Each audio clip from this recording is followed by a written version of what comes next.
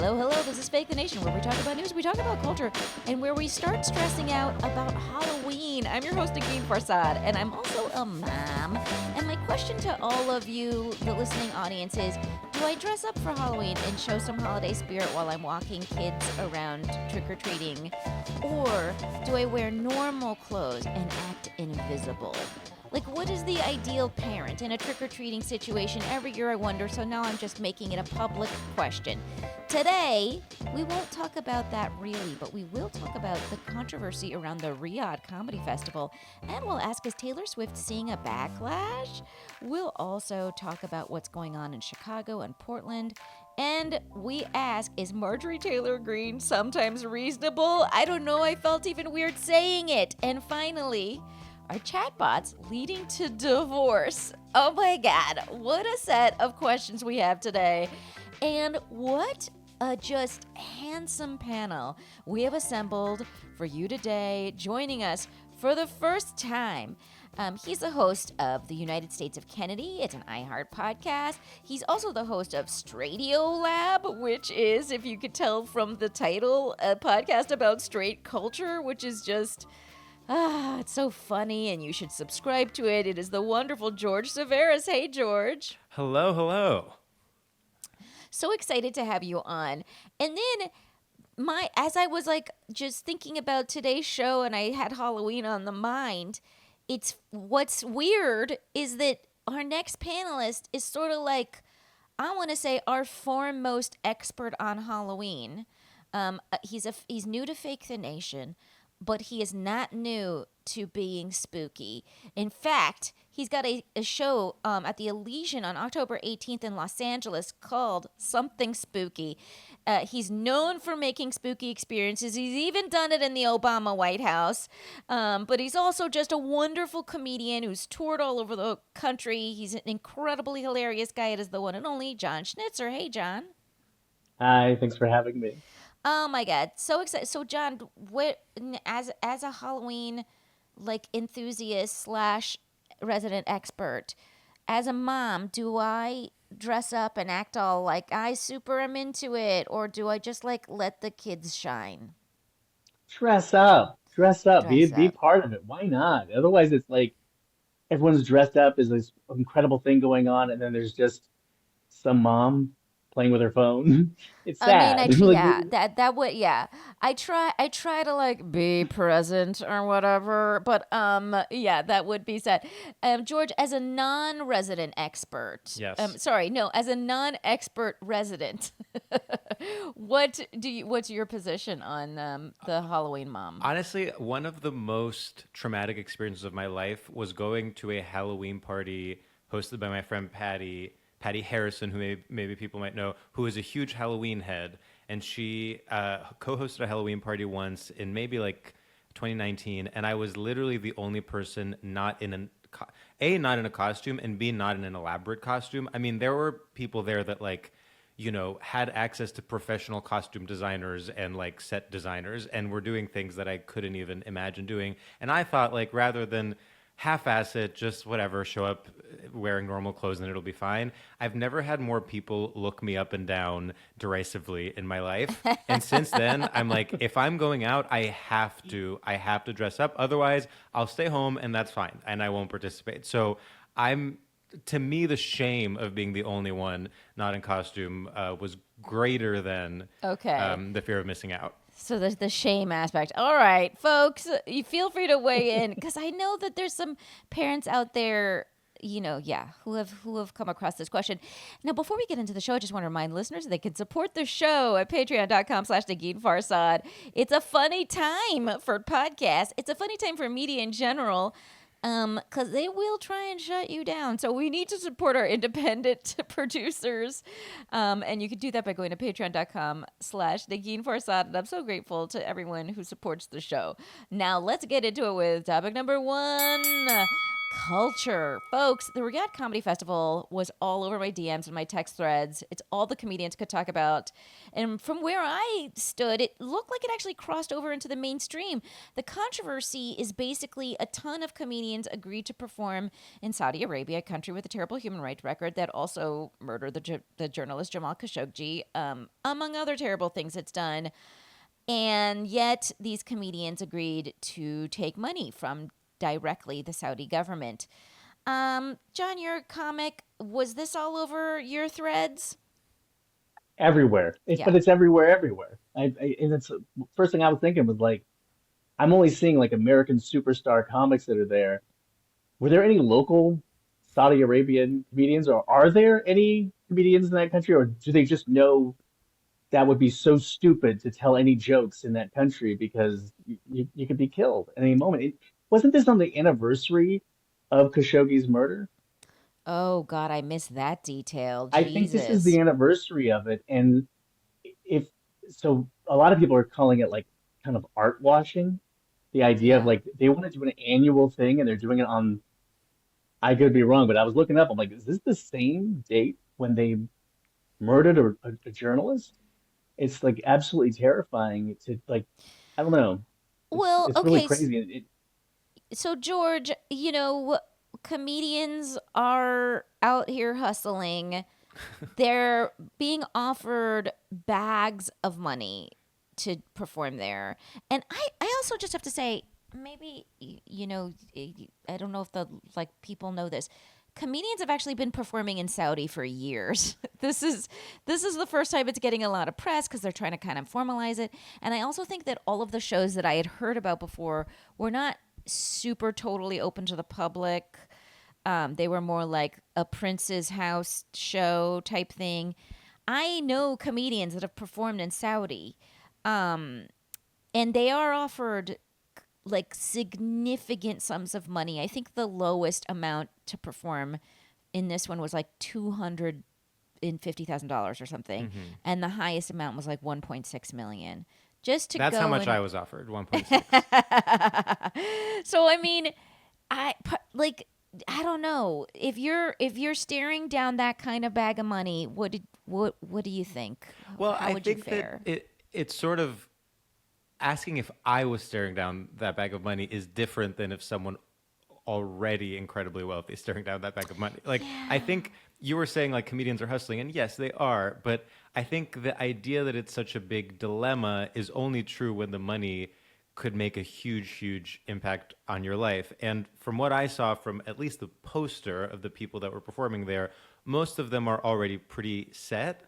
I think there were a couple of people that are, sort of slightly less A-list. I don't want Right. to mention them because I don't want to also call them on top of everything else B-list. Yeah, But yeah. I think that there were some people for whom maybe it was a bigger decision. But like, if you're Louis C.K. or Bill Burr, I don't think turning down this money would make a huge impact in your life.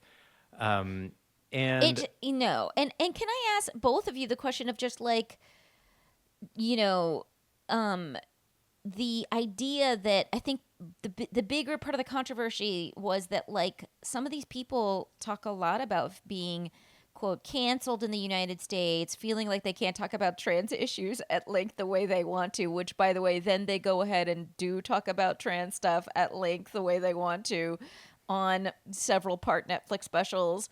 So people like Dave Chappelle, right, accepted the money and to go perform in a place with actual fewer free speech rights. What do you make of that? I guess theoretical hypocrisy. Oh, look, Dave Chappelle was saying I can say more here than I can in the United States of America. It's like he's acting like it's like there is no cancel culture for Dave Chappelle. He's doing great. Yeah, And they don't cancel you in Saudi Arabia. They disappear you.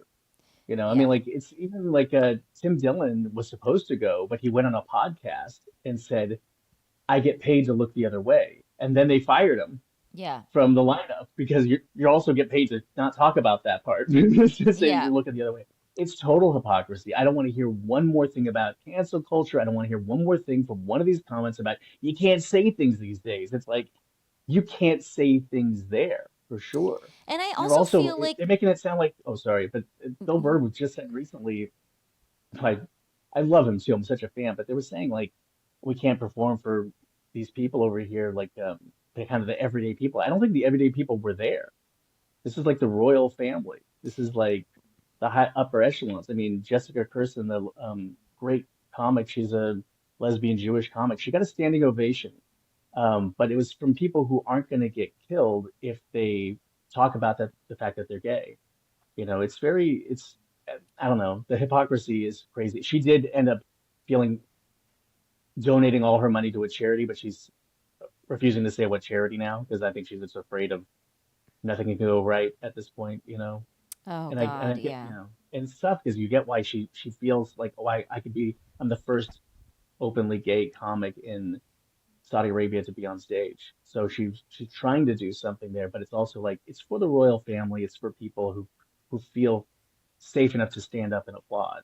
So I don't know. The hypocrisy is it's such a twisted thing. I also want to say here's a weird thing about, so I'm Iranian, and one of the weird things that I've noticed, in my life performing in front of mixed audiences or whatever, is that Iranians are completely fine hearing my level of content out of a white girl's mouth, right? They're like, yeah, that white girl wants to talk about dating or she wants to talk about sex or whatever.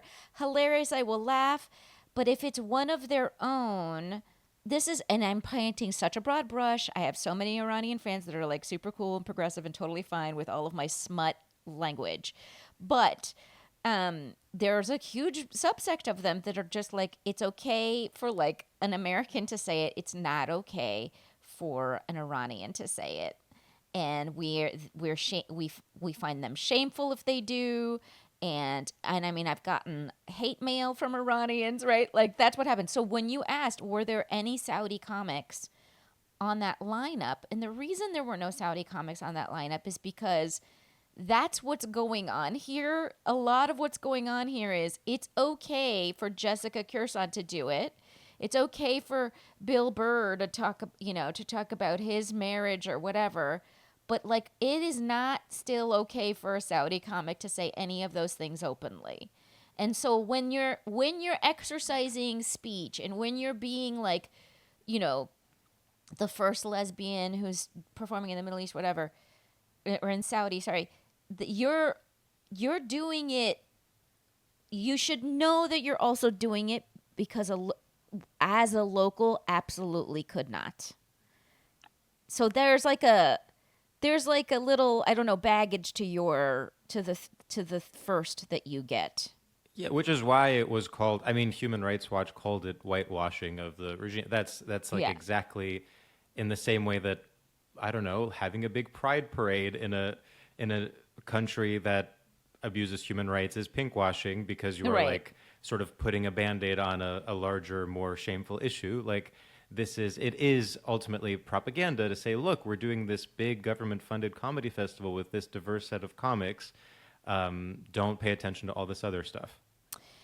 Yeah, honestly, I'm with you, John. Like, please never talk about cancel culture again. I'm so bored of that. Like, let us move on from comedians talking about what victims they are as they deposit $1 million checks at the bank. Please stop. It's so frustrating.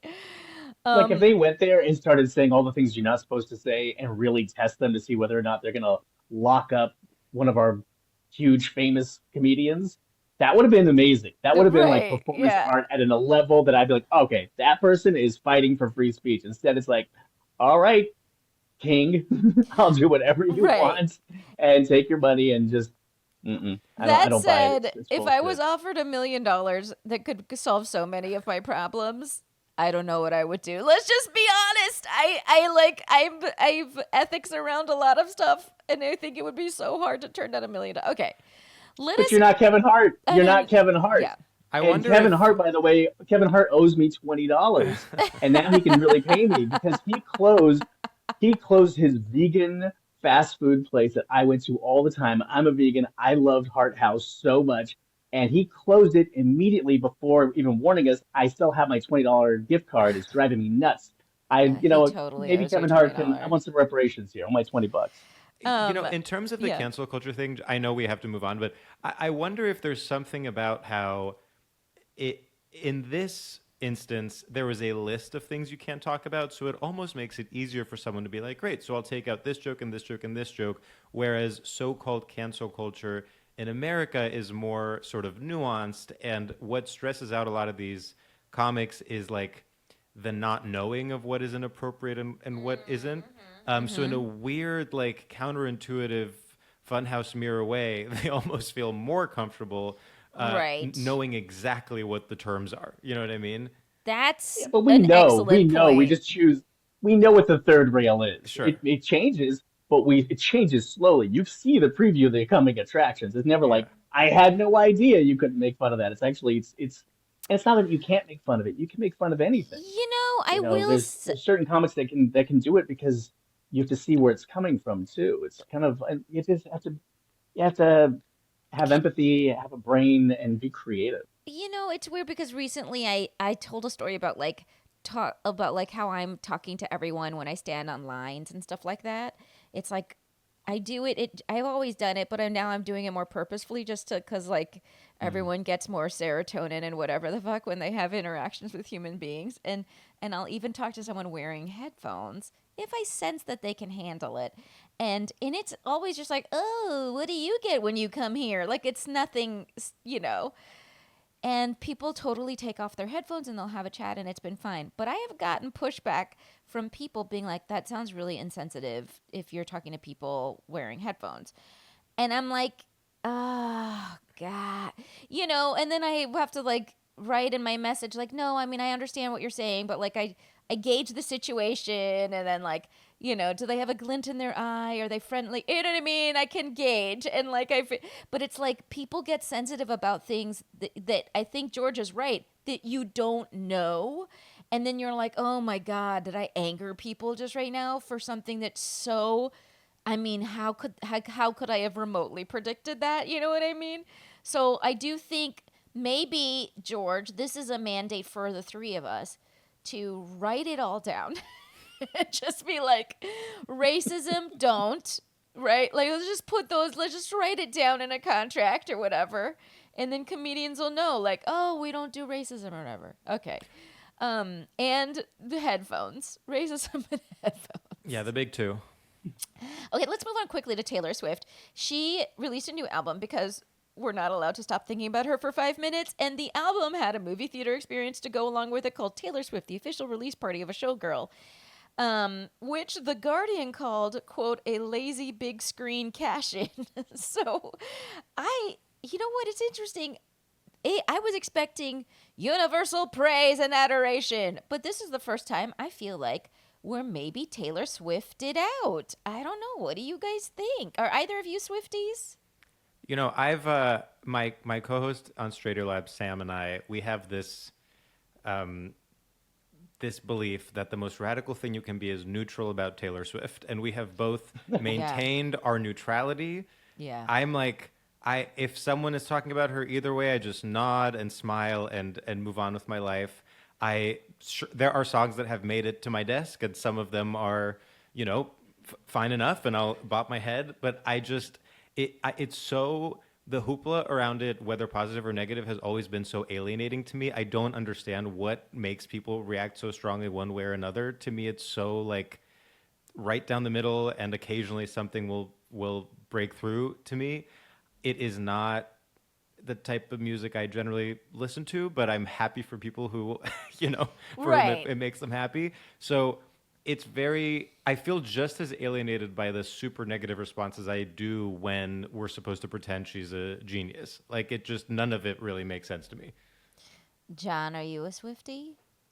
Look, I'm not going to be going to Taylor Swift concerts, but like when Nikki Glazer had her podcast, she would talk about her love of Taylor Swift, and it got me to listen to Taylor Swift. I was like, all right, when a super fan can get you so excited about Yeah, something, yeah. and I listened, and I'm hearing it through why she likes it, and hearing like each song is a mystery about who this song is about, who Oh. messed her over, who she wants revenge against. Actually, it's like each song's like a little mystery that they're decoding. So I get that's kind of, you know, I've come from, nerd horror culture, so like we love looking for what things are really about and Well, she stuff. is So sort of QAnon in that way. it's true. It's true. She's this leader of revenge. But but I think the burnout, I haven't even heard the new music at all, so I don't know. But my feel, and even if I did, what would Exactly. how would I If, know? if if you're like me or George, I'm also down I don't give two fucks about like It's not I for don't us. hate her or anything. I'm just like I don't have energy to care. My daughter is a 6-year-old who obviously is well versed in her entire oeuvre. Right this at this moment, K-pop Demon Hunters is like kind of ruling the playlist. So Taylor hasn't broken the new album hasn't broken through. I don't know. The 6-year-olds aren't talking about it. But I can say that if you're someone like me who doesn't like care, then the entire industry of Taylor feels like it feels like Beanie Babies or something. It feels like what is it for?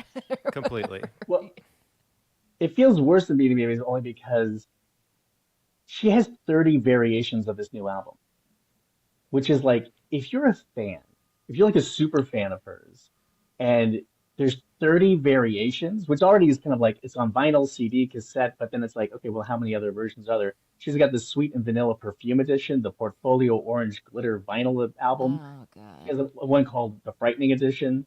She has one called the Rapturous Edition. I don't know if that ever showed up, but it's like this long list of different editions, and if like you're so like her fans love her so much that it's kind of a crazy thing to do.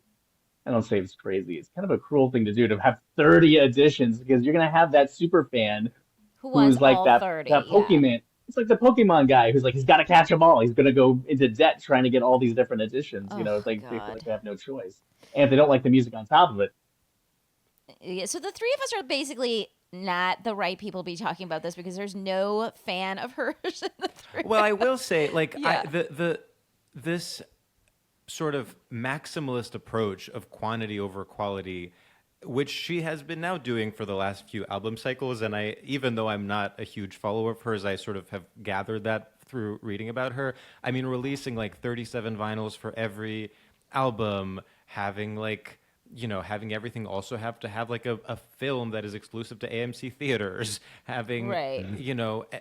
so doing that, trying to break every record, and then also maintaining this like underdog chip on her shoulder, I do think has become sort of off-putting for people, and I can understand why people are quote unquote turning on her.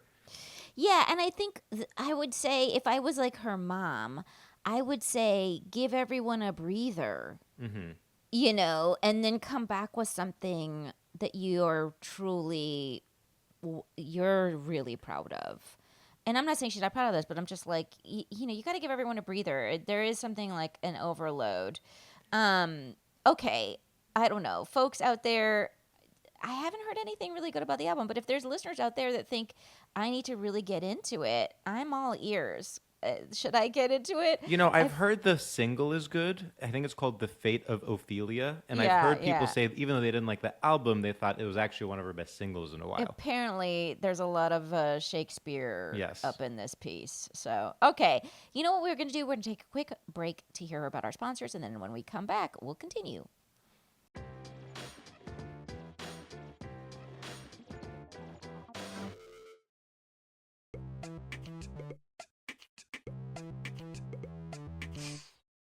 And we are back, and we're ready for topic number 2. Trump I'm so sorry to just even utter the name, but he keeps wanting to send National Guard troops to Portland and Chicago. And Portland, that deployment is still being held up by the courts. In Chicago, the court allowed the deployment to proceed. So 300 Illinois Guardsmen plus 400 troops from Texas are on a route and arriving this week. And I don't know. I guess just what do you think? I have to say, the last two times I've been on tour, I've been in cities where he had just ordered National Guard troops to come, and I was joking about it with my friend who I was on tour with, that it's like because I'm coming to that city, Yeah. he's ordering the National Guard troops, because it happened in DC and then it just happened in Portland last week. Anyway, what are my thoughts? I'm against it. Okay, Yeah. John, you take the for it position. Yeah. Look, I'll leave that for my dad. I was, when the troops were in Los Angeles and I'm at my place, I'm talking to my dad on the phone, and he's like, "What does that sound like? Military choppers flying over." He's like, "What does that sound?" We got some military chopper, and he's like, "Oh, you should keep a low profile." I'm like, "I'm at home."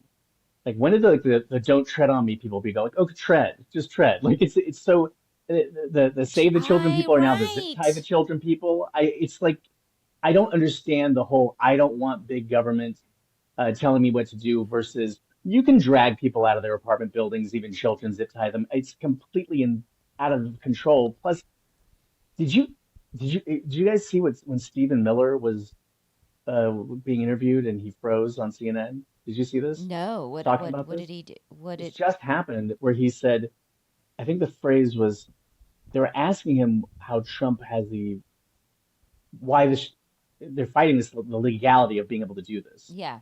And he said that I think it's under Article 10 that Trump has the plenary authority. I've never heard this phrase before. Plenary authority? Yeah, Is it plenary plenary authority? plenary Plenary authority, yeah. authority.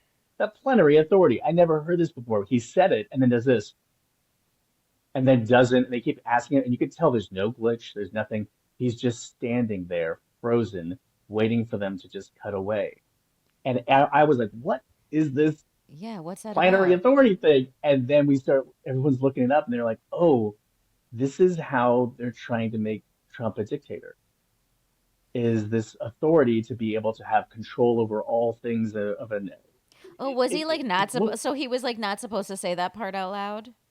you could tell he was just like, what gives you the right type of thing? You could tell this is what he says in his meetings or Yeah, something, because he yeah, says, yeah, well, under yeah. Article 10, the president has the plenary authority. That's And then it's hilarious. just he went full Mitch McConnell there, but he froze. Like the guy's like, "Oh, I'm sorry, there must be a problem with your mic or something." You could tell there's no glitches, there's nothing. He's coming in crystal clear. The little background, little wind is still going. Yeah, Like, yeah. he's He still, literally, I didn't realize he stopped mid-sentence. He says, under Title 10 of the U.S. Code, the president has plenary authority, and then he just stopped. It's so strange.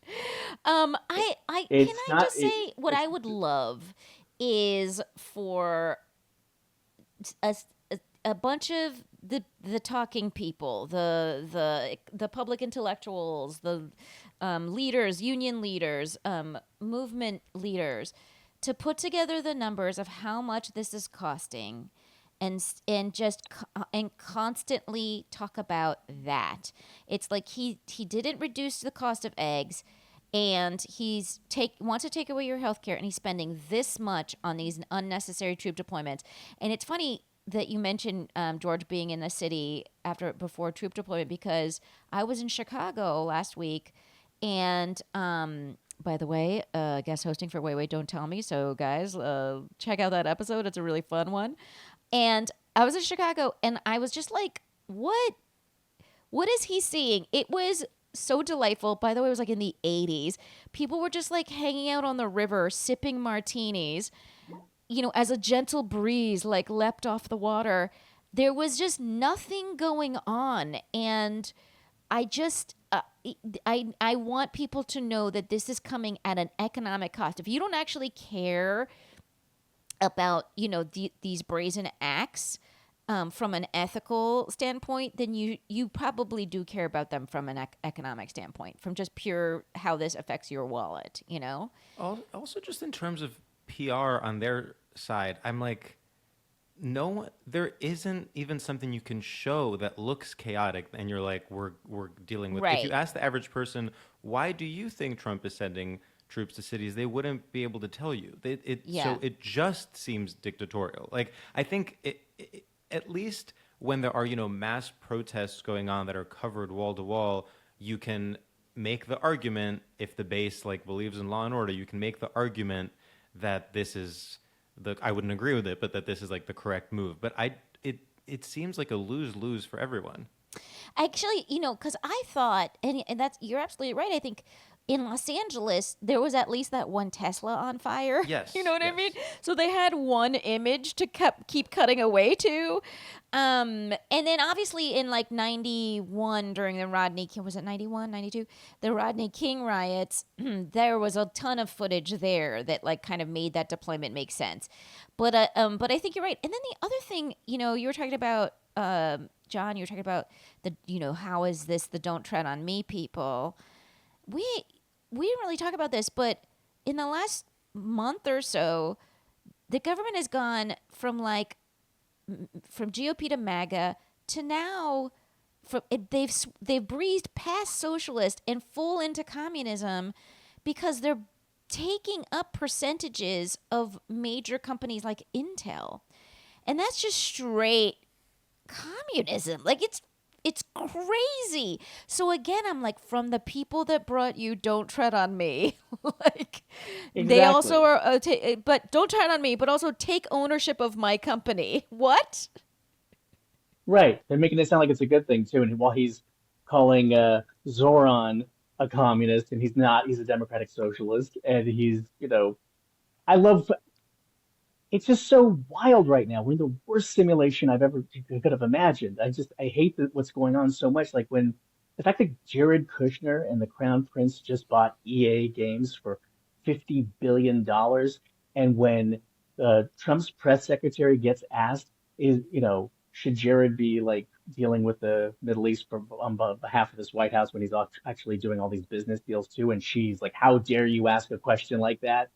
Without giving an answer, because we're seeing conflicts of interest at a scale so massive and so in your face that it's just, I feel like it can just melt your face off. It's right in front of you constantly all the time. And then they're always just saying, and it feels like to me, they're doing all these deployments. DC, the crime was already down before this thing happened.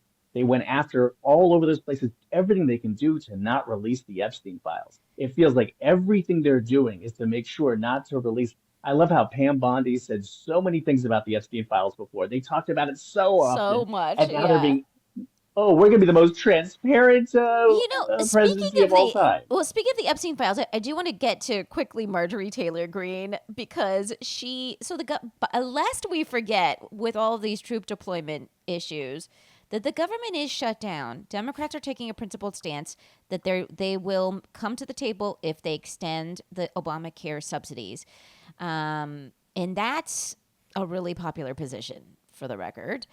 And so far, it feels like, and I don't know where it stands from you guys, that the Democrats have the upper hand on this.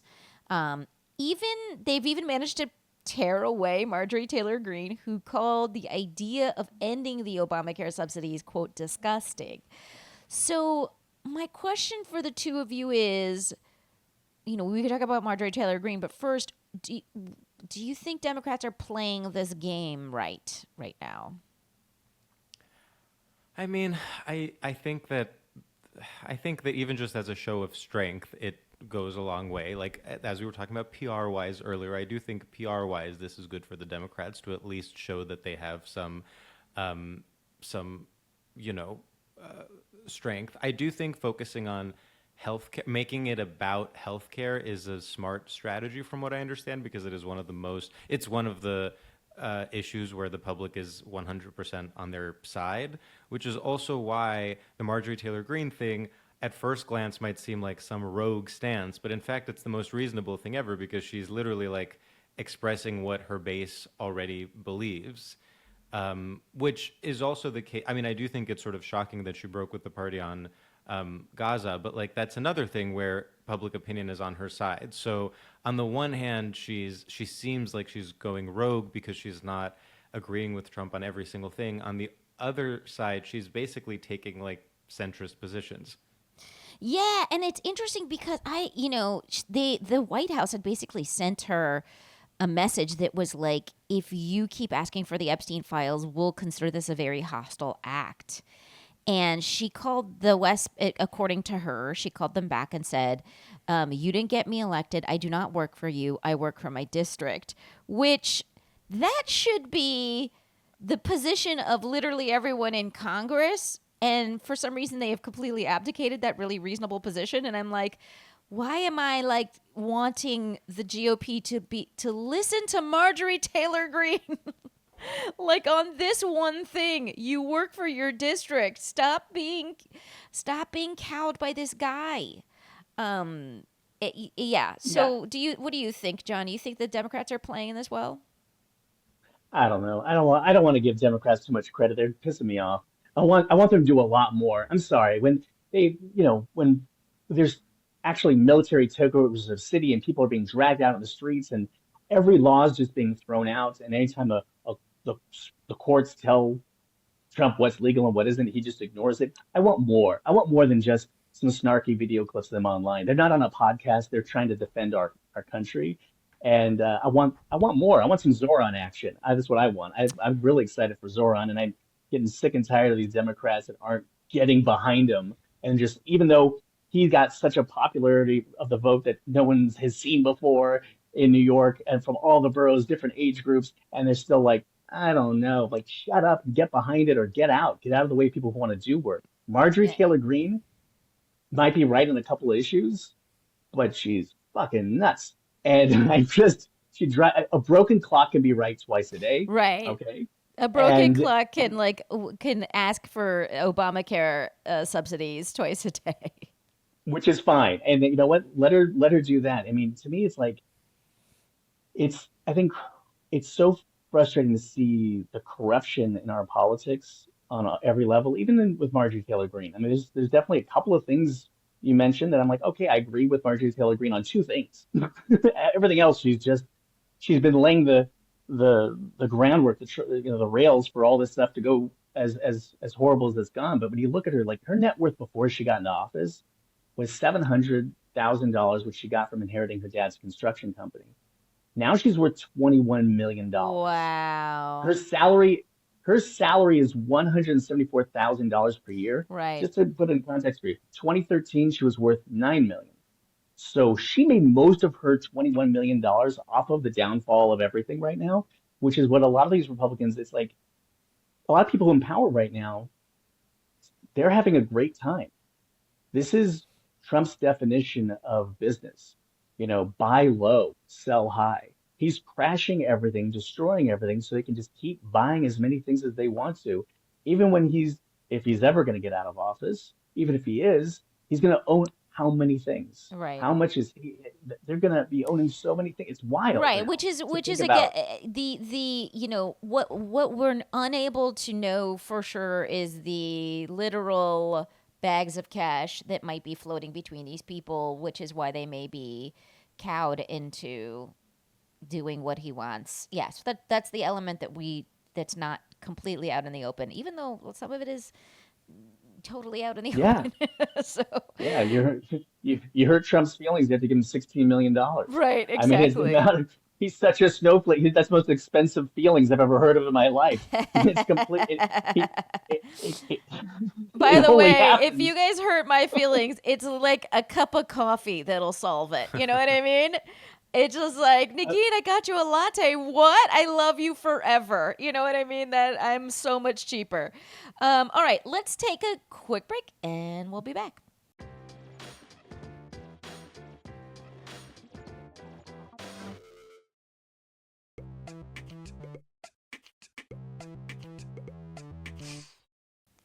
And we are back and we're ready for topic number 3, you guys.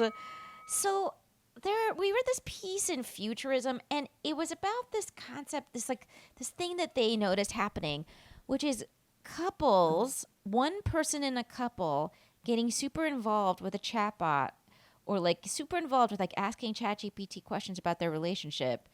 And then that person kind of then hounding the other couple like, you're being verbally abusive, you're this, you're that, or whatever, and then the marriage dissolving. So basically, they're clocking a spike in divorce due to ChatGPT, due to chatbots. Now I don't know. Are either of you used ChatGPT in this capacity? I have not used it to get a divorce, but I mean, I don't know. As with, I'm sure many writers and comedians we know, I'm sort of both afraid of it and against it on moral grounds because I am afraid of being replaced, and also because it is bad for the environment, which people Yeah. it seems like do not care about, and it's Yeah. not a winning argument, by the way, because no one cares about the environment, but it Yeah. is important to sort of at least say. But I have used ChatGPT exactly once in my life because Wow. I was writing something and I was sort of curious what would ChatGPT do with this prompt, because I honestly wanted to check like how my work would compare to what it would have to offer. Yeah. And I can't speak to my work objectively, but I will say when I put in the prompt for like the screenplay I was trying to write I was like, how would you, write this third act? It was so horrible that it actually did make me feel better about myself. Right, It was like the right. most like the the most like cliched sort of pull tested silly ending that like that a story could have. I wonder. I think with a lot of these trend pieces, honestly, it's like the fear about something like this is a little overblown because I'm like, people, if they weren't using ChatGPT to look up what the issues with their marriage are, they would just be like Googling it and finding some like sensationalist article on like some third-rate website and maybe coming to the same conclusions. So I think it's like a fun thing to read about, but I'm not sure it's that when it comes to ChatGPT, that's not what I'm worried about. I'm not worried about like people getting divorced en masse because ChatGPT told them to. Well, it's interesting. Okay, I'm not like terribly worried about it because we're also like talking about adults. But Yeah. there is a thing, and I think it's hard for me personally to understand because I'm so not at all interested in having any kind of chat with a thing that's fake. Like, I just have no interest in artificial intelligence generally and specifically in that way. Like, I can't, the idea bores me. I also don't play video games. I also like, it's just a world of shit. I don't care. But, but there has been, some episodes of, there's been some teen suicides and stuff like that because of chatbots.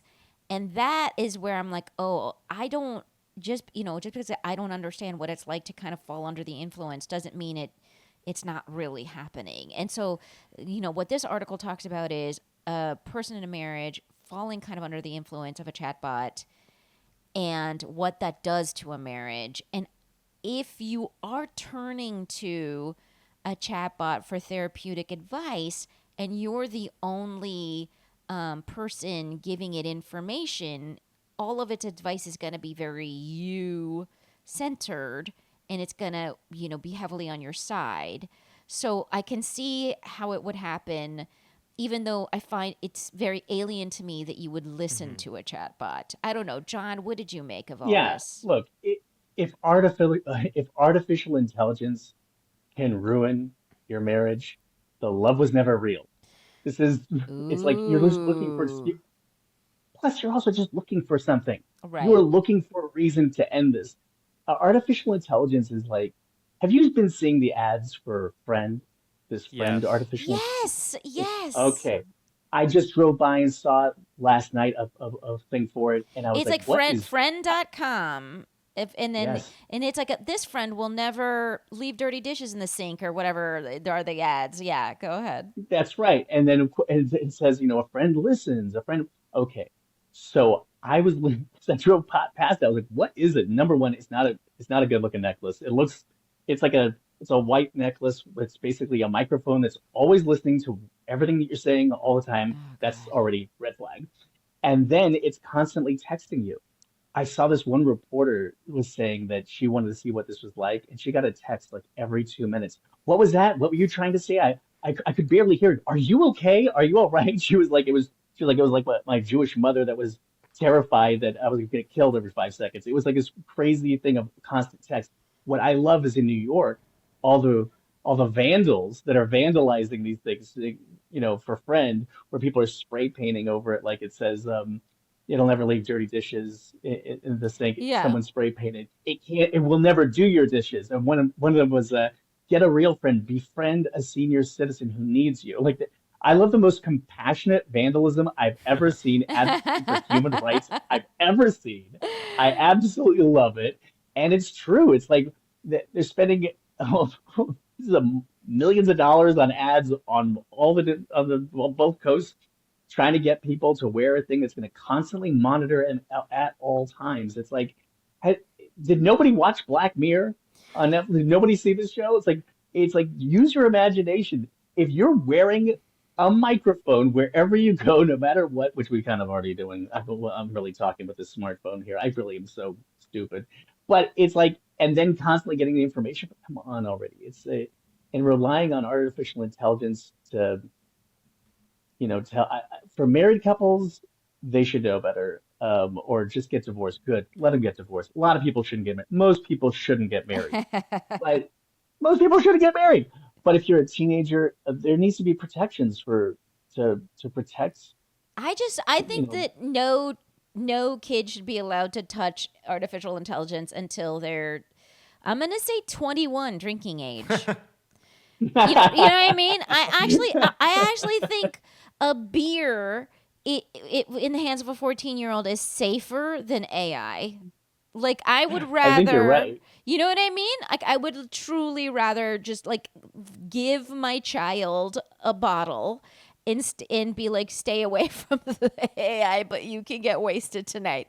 Like I just don't. I think there's things about it that mess up the wiring of your brain, and there's no coming back. But like there's things about like testing the limits with some weed or whatever when you're in high school that you come back from. Like by and large, you come back from that. And this can create a kind of a habit, a relationship that can be destructive, and it just scares me. It just really really I mean, scares me. it should. Like, look at the people who are pushing AI. They're the people that I don't see people pushing AI that come off very healthy to me. I don't see a lot of great mental Right. health from people who are pushing AI on us. They come off as like people who have never read a history book, are constantly breaking things and making everything fall apart. And they're like, okay, we'll help you with your mental health now. And I'm No, not thank even you. sure, like, I'm looking, all the AI videos I've seen. I mean, I'm thinking about, of course, like, the racist one about with Hakeem Jeffries last week, where he's like inexplicably wearing a sombrero because it's just like a weird fusion of stereotypes in one video. Like, getting the racism wrong. But I was just like, what is the benefit so far of like this technology? You know what I mean? So far, what is the benefit other than threaten people's jobs and make racist videos? So I've never, it, guys. I just think get advice about your relationship definitely, but probably do it from a therapist or like a friend. An actual friend is going to give you much better advice Well, I do think than that's the larger issue ChatGPT. with people turning to chatbots for things like therapy or friendship. It's yes, regulating AI is an important conversation we should be having, but there's some sort of deep despair in the larger culture if that's people's instinct. Like, I think Yeah. it's it has to be in tandem with somehow making mental health care more affordable. Like, just being like, well, you can't use AI and you can't afford a therapist is not gonna Right. it's not gonna really help anyone. No, So right. I think it's unfortunately connected to everything else, and I think like the more people turn to easy tools, um, the more that's like a sign that there's not a larger sort of social safety net. Right. So, like, I think there's an idea of like if you were more, yes, if you were like a happier person with like a rich life and a lot of friends, you probably wouldn't turn to friend.com, which is, by the way, the most sinister thing about friend.com is that it's fucking called friend. Anyway, it's just so upsetting. But I think you're right. Can I do a crazy left turn and talk about one last thing before I end the show? Because we didn't do last week. We recorded the show too early, so we didn't get to talk about the military thing with Pete Hegseth and Trump.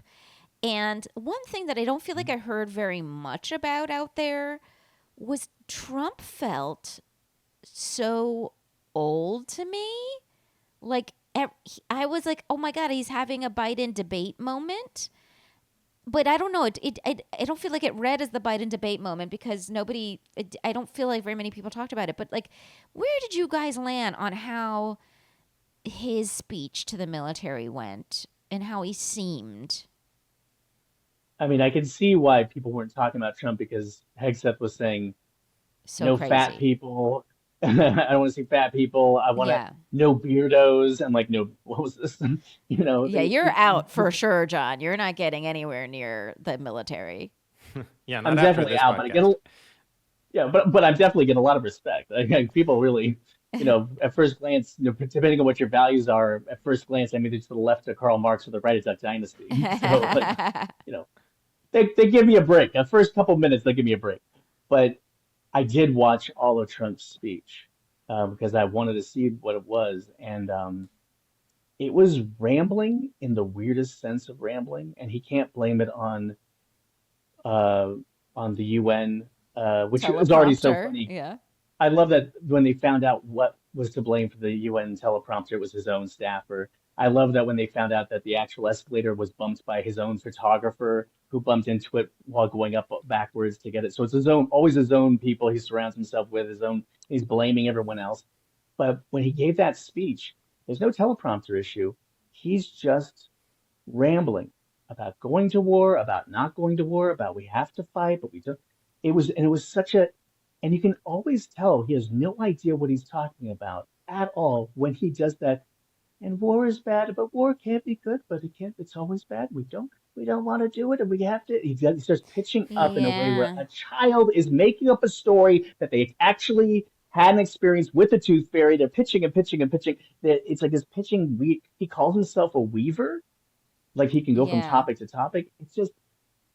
He's But just a didn't bullshit his artist who's out of his energy depth. didn't his energy feel also just like Like remarkably low? like he needs help. Well, Like he this needs reminds me help. of. Do you guys remember before the election there was this one um, rally where he suddenly stopped talking and just danced to the music for like 20 minutes? This was like a Yeah. big Oh my story at the God, that time. was so And weird. so many people were like, this is it. Like, this is the most alarming thing we've ever seen. This is a Biden moment for Trump. And then everyone just moved on. Like, I do think, the reason why the Biden debate moment was so alarming is because he generally could, regardless of Keep what it you thought of his together. policies, he generally could string together sentences, and suddenly he couldn't. But I do just think, like, it's like how hypocrisy doesn't matter anymore. It's like, well, once you do it enough times, that is just the new normal, and no one's going to be like, oh my God, we got him. So as much as I would like to think of this as a turning point, we've seen it happen so many times before where people just move on. As you mentioned, Nikki, like people did move on immediately and just focused on the more flashy news story of that day.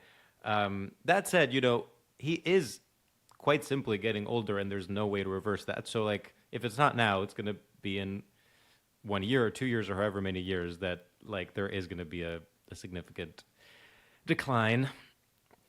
Yeah, he's And not it's like always impervious to decline, and it's just Yeah. like I'm just surprised. I don't know. And maybe it's just wishful thinking on my part, but I'm just surprised that more people weren't focused on that. It felt so bizarre. Like of all the bizarre performances, like it felt just very low. He shuffled on stage. That was weird.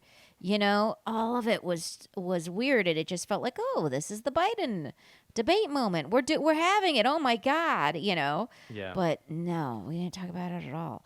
All right, he has folks. moments like that every day, He though. he does. Every day he has something like that. The Charlie Kirk funeral when he starts singing America and doing this with his hands, Yeah, or yeah. when that video has been circling around where it looked like he's going to the bathroom on the couch on Fox and Friends. That weird video, which I'm just like, and I'm like, I usually go, is that AI? I'm just like, Yeah, he can do yeah. whatever he wants. He can do whatever he wants. He can do whatever. He can go to the bathroom on the couch, and the people are like, he's you Oh gotta go, you gotta God. go. That's their. I don't know. It's just he And can do now whatever. we It's and now driving we'll me nuts. now we'll never know if something is AI or not unless there's several hundred witnesses or whatever to corroborate. Okay, folks, you guys are so delightful. Oh my God, what a fun show! And I want for the people of Fake the Nation to be able to follow you, wherever you go, whatever you do. George, where do they do that? Yes, I'm at George Civeris, just my name on most platforms. And I have a special coming out on December 2nd. I realize that is a while from now, but it's going to be on Amazon and Apple and wherever else. So just search my name. Guys, that's George Civeris with a C. And don't forget his shows. Yes, United States of Kennedy is an iHeart podcast. It's a pop culture history of the Kennedys, and I host the comedy podcast Radio Lab with my friend Sam Taggart. Yeah, both subscribe. Can't wait to see your special. This is also exciting. John, where do they find you? I'm on Instagram at the Jon Schnitzer, John with no H, Schnitzer. Just look at the notes. I'll be here all day. SCHNITZER. And then johnschnitzer.com. We got that show. It's a fundraiser for the Elysian. The Elysian is a non-profit, outside the box comedy theater that is just they don't have 2 drink minimums. It's incredible. They have not only do they have classes, they foster shows that really push the limits, and some really brilliant stuff is always coming. Natalie Paladimas came, her shows like Nate and Ween have been coming out of there. Stand Up and Clown with Chad Damiani, and now Something Spooky with me. We're raising money for them because it's a scary time for nonprofits, and the Legion needs to scare some cash out of you. But it's gonna be so much fun because one thing I've learned is that during scary times, we turn to horror for release. The first time Halloween made over $1 billion. The first time horror made over Halloween as a holiday made over $1 billion, 2001. It was then beat out in 2008, which then was beat out by 2016. We need to Wow. scream and laugh with strangers in the dark. We're not getting our therapy, but we definitely can afford it. We should get some therapy, and we're gonna unleash it at the Elysian And on you October know 18th. who can't scare you the way Jon Schnitzer can? ChatGPT. Okay? ChatGPT can't scare you the way. So go October 18th at the Elysian. Check that out. And Forks, Forks. You know where to find Forks. me, my Forks. I'm on the platforms. I'm always curious to hear your thoughts. I love that people have been bringing. Oh, by the way, thanks so much to Tori who sent over the piece about ChatGPT and divorce. I'll keep them coming, guys. I love it when you guys send stories. It has been tougher for you guys, as it was my assignment, to send positive stories because one listener did, and then I was like, oh, let's make this a movement of positive stories. But okay, I'm not getting as many positive stories, but I will take any kind of story. So thank you so much. And I want to thank everyone who makes this show possible. That's our wonderful producer, Rob Heath. Thanks to Gabi Alter for our theme music. You can reach us at fakethenation.podcast@gmail.com. Don't forget to support the show at patreon.com/Negin Farsad. And we'll be back in your earballs next week.